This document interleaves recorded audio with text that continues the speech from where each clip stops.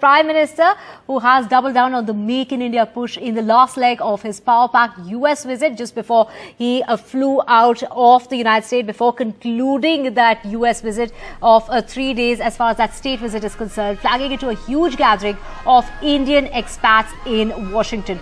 He was addressing the Indian diaspora at the Ronald Reagan Center in Washington, speaking about how investments from the US will give a boost to job creations, innovation in India. He also went on to list the multiple tech-linked accords that would help India break new grounds: the jet engine technology, the semi-conductor chain, the big investments from Apple and Google. Speaking at Washington's Ronald Reagan Center, the Prime Minister flagged not only the achievements of the country, but also the new journey, calling it the new yatra that will reshape the world. My colleague Maha has the details. So all these meetings were very critical and important because both sides, India and the US, have laid great stress in this visit on a tech partnership.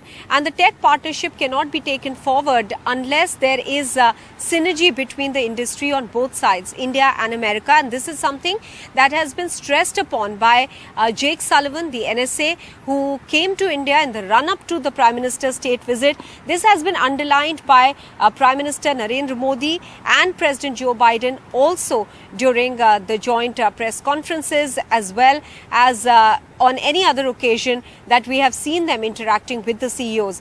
This morning at the White House, we saw some of the top CEOs of tech companies, and you rightly mentioned Google, Microsoft, Apple's Tim Cook. They were all there. Sunita Williams, astronaut from NASA. All of these people were there. On the Indian side, Mukesh Ambani, Anand Mahindra. The idea is that now that both sides have decided to work upon ISET, which is the initiative on critical and emerging technology, especially keeping China, the threat of China in mind, it is now time to act on it and get the industry on both sides to work in tandem. Now, this is easier said than done because we are talking about two sets of industry people who are working in very different environments, one in America, one in India. How will you create the synergy? So for that, these meetings were important because it gives the leaders a sense of what is required on both sides. What is it that the American companies want from India to do for more investment? What is it that Indian companies can bring to America? And in that sense, the individual one-on-one meetings that the Prime Minister was having, those critical as well, but also to give a sense that they are serious about creating this synergy between the industry on both sides. The meeting that was held today was certainly important because we saw at least over 15 CEOs of top companies being present for that meeting.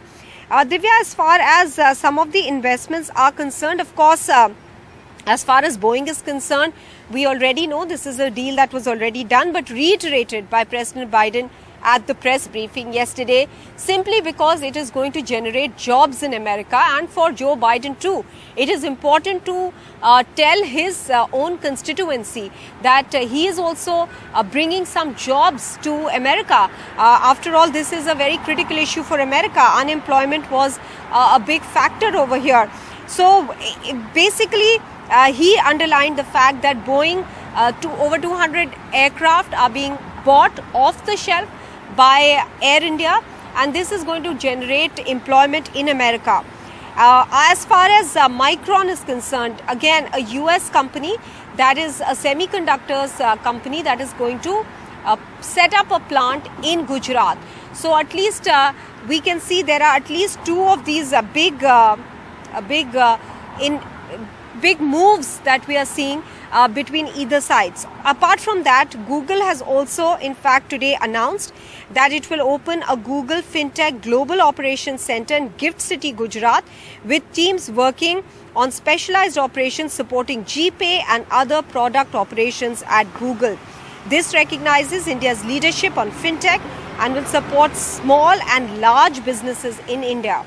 Meanwhile, Prime Minister Modi has urged the young entrepreneurs who he addressed just a short while back at the Kennedy Center.